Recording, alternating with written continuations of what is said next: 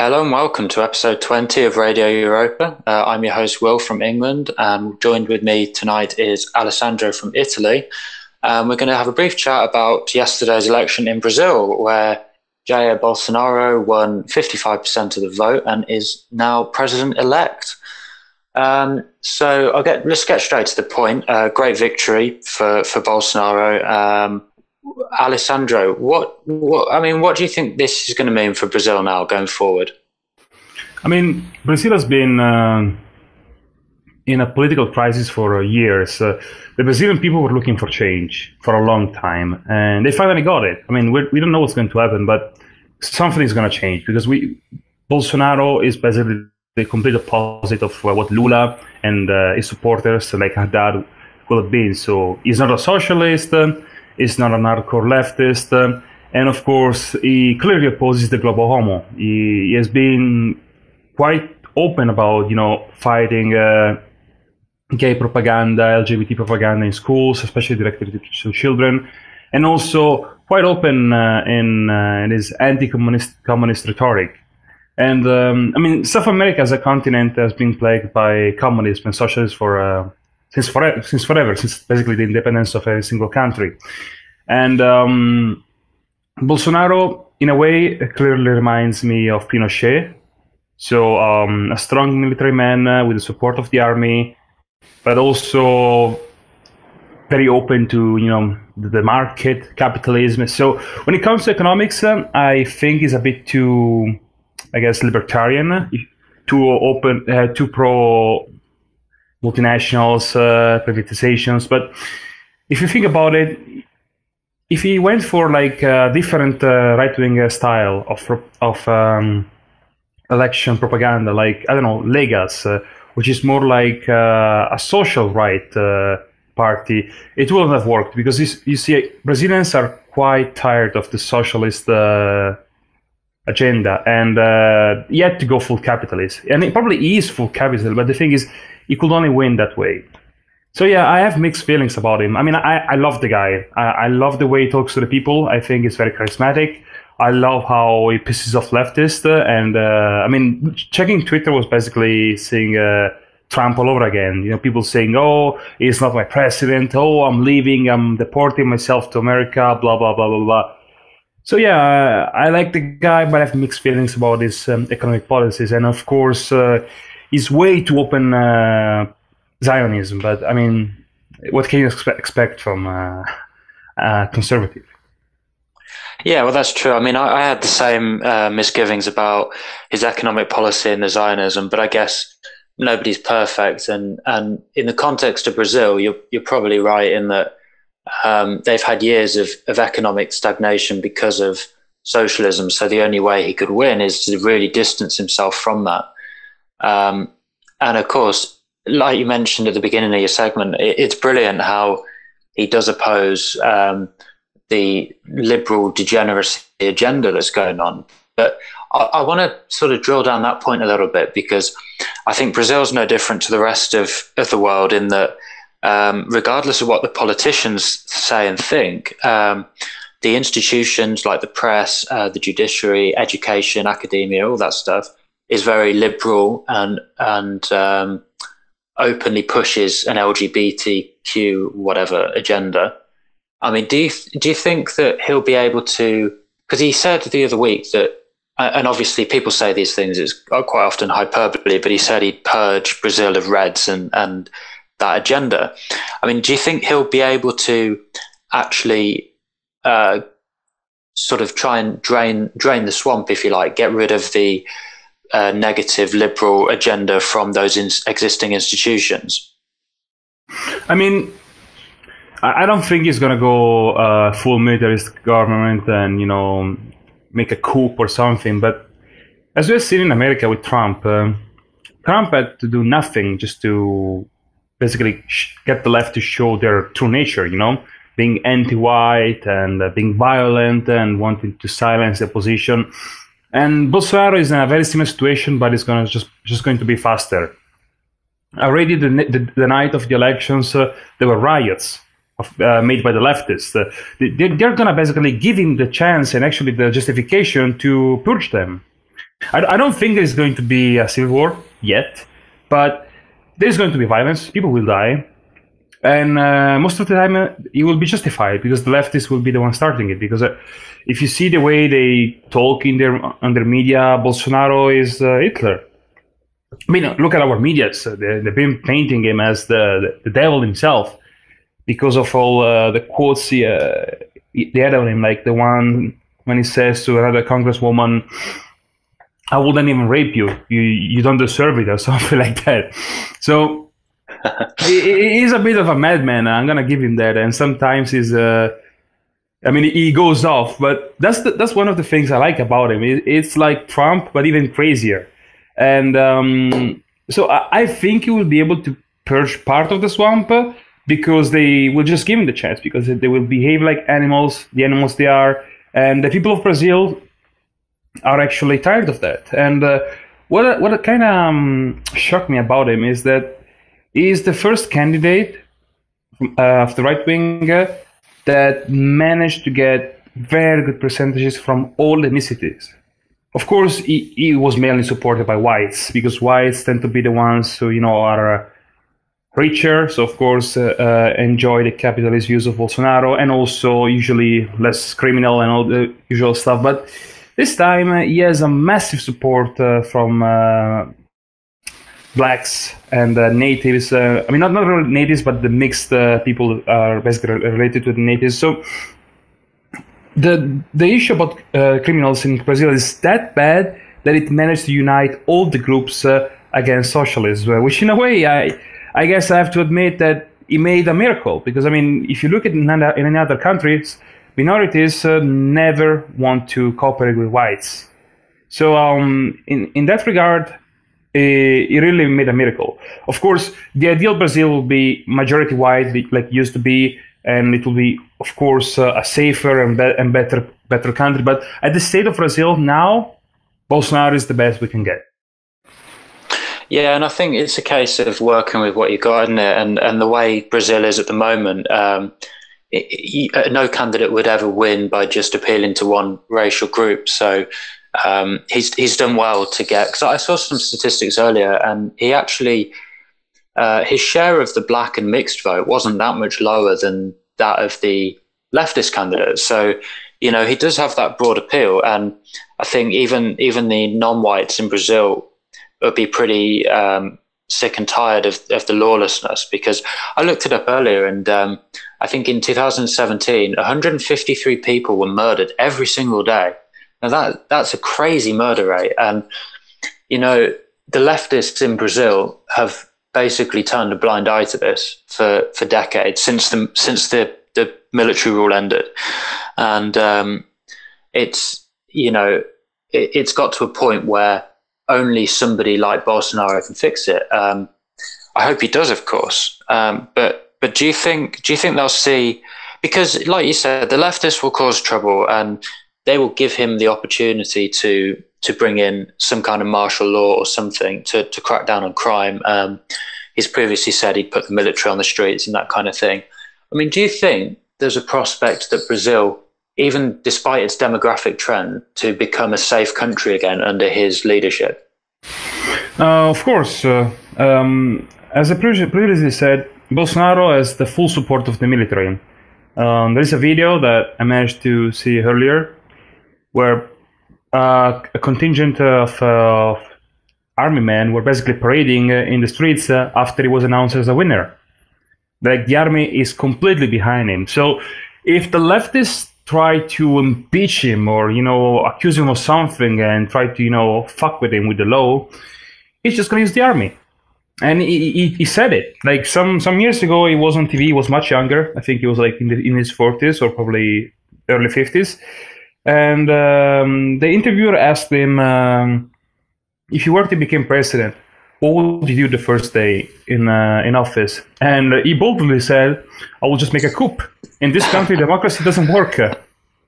Voting won't solve anything, and he's not wrong. So, to your question, can Brazil become safe again? Yes. How? Democratically? Maybe, in a way, because, Bolsonaro was elected by the will of the people, and I do respect the will of the people, but I believe that if he really wants to fix the country, he has to take over. Because democracy can work in a homogeneous country. And even in a homogeneous country, democracy can still cause a lot of problems. But in a country like Brazil, if the left manages to find a way to get back the black vote and use other weapons like affirmative action that Bolsonaro wants to remove, or other things to basically paint him as some kind of white nationalist, racist, who hates the minorities and blah, blah, blah, he might have to use the force. I really hope it doesn't happen because, of course, wars are terrible and we don't want Brazil to fall into utter chaos. But he himself, always in the same interview I mentioned earlier, he said that if a civil war is to happen, make it happen. If people have to die, they will die, but for a good cause, for Brazil. So he knows that it could happen, and he's ready for it. So if I were Brazilian and I was supporting Bolsonaro, I would fully trust him. Because this guy was in the army. He knows what being in the army means. He knows how people think in the army, and he knows that if force has to be used, it will be used. So yeah, I think it can become safe, but in the long run, probably it shouldn't be a democratic state. Yeah, I think that'll be the case. That yeah, it can become safe again, but it would be no good if in 4 or 5 years' time, however long their presidential terms are, they vote another leftist in, because then all the good work will be undone. So I do agree with that point that, you know, if they want long-term security and prosperity and they still want to maintain a multiracial society, then, you know, they're going to have to make big changes to the way they do democracy down there. And hopefully Bolsonaro's got, I mean, he's, you know, he talks a good game and he's been in the military. So hopefully he's got the stomach to do it because, like you said, some of the things that might need to be done going forward to maintain prosperity and security in the long term are perhaps quite unpalatable to people in the West. But, you know, it's a different situation down there. And it's not like Europe where a democratic route can still change things like we've seen in Italy, in your country. But it's too far gone for that. So, yeah, I think in the long run, he might have to make some unpalatable decisions about the way they do things. But, you know, I don't see that as a problem. And I think people in the Western media have got to recognize that Brazil's in a different situation to the West. It isn't like Europe and even America. They do things differently, and the solutions therefore are different. So yeah, although it is really exciting, I've got to say that. And like you said, to see all the liberals and the leftists and the globalists absolutely freaking out last night was absolutely fantastic. And it is like Trump winning all over again. Can I read like two tweets, two of my favorites of leftists crying about Brazil? Yeah. So this guy says, Bolsonaro fans celebrating the victory by using guns, yelling hateful speech like fag and laughing. I couldn't be more scared. Brazil needs support. # pray for Brazil.